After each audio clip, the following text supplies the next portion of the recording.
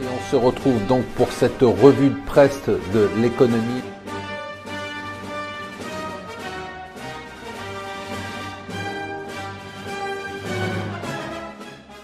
Bonjour et bienvenue sur Mon Financier pour la revue de presse de l'Écho. Nous sommes le lundi 22 mai. Pas mal de nouvelles du jour. D'abord, le voyage de Trump en Arabie Saoudite. Alors ça y est, on s'était trompé. Trump n'a rien contre les musulmans. Les musulmans sont ses amis. Comme les Chinois avant, on pensait qu'il était contre la Chine, mais en fait, la Chine est son ami. Il vient avec un message d'amour. Tout va bien, on s'adore. En fait, c'est pas du tout ce qu'il avait dit. On l'avait mal compris. Il retourne sa veste une fois de plus. Il faut dire que près de 400 milliards de dollars de commandes, ça fait changer la vie de tout le monde. Alors, très intéressant, l'article dans le Wall Street Journal en première page. Le titre est très significatif, The Quants Run Wall Street Now. Un article qui explique comment les algorithmes dominent totalement maintenant Wall Street.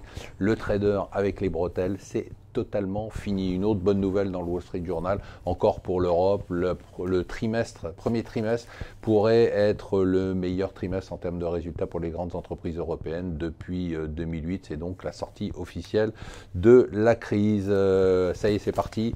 La bataille du code du travail, ça va être une grosse bataille, la première bataille du gouvernement, la plus significative, la plus importante.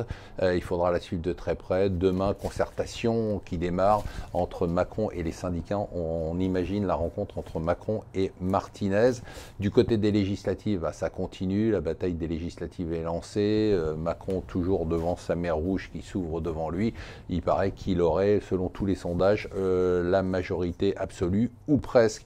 Je pensais que c'était terminé ce truc-là, finalement pas du tout. Aujourd'hui, réunion des ministres des Finances européens sur quel sujet? Sur la Grèce, encore et toujours. Alors là, il ne s'agit pas du énième package d'aide à fonds perdus qu'on va envoyer à la Grèce. Non, maintenant on parle carrément de l'allègement de la dette grecque, un abandon de la dette grecque qui est poussé, comme vous le savez, par le FMI. J'ai fait un papier spécial là-dessus et tout mon édito sur le Japon. Le Japon, vous savez, c'est ce pays dont on continue à répéter qu'il est en crise, qu'il s'en sort pas, que ça va pas, que la démographie, que tout ça. Ce que d'ailleurs je disais jusqu'à il y a un an, et puis maintenant tout a changé. Le Japon fait de la croissance de 2,2% au premier trimestre et le Japon a 2,8% de taux de chômage. Donc il va falloir qu'on parle du Japon très différemment. Et enfin, spectaculaire, le japonais SoftBank et les Saoudiens qui créent un fonds dans la tech. 95 milliards, c'est le plus gros fonds mondial dans la technologie. Excusez du peu. Et voilà, surtout ceux qui ont raté l'émission vendredi, n'oubliez pas de la regarder en replay. Je vous souhaite une bonne journée.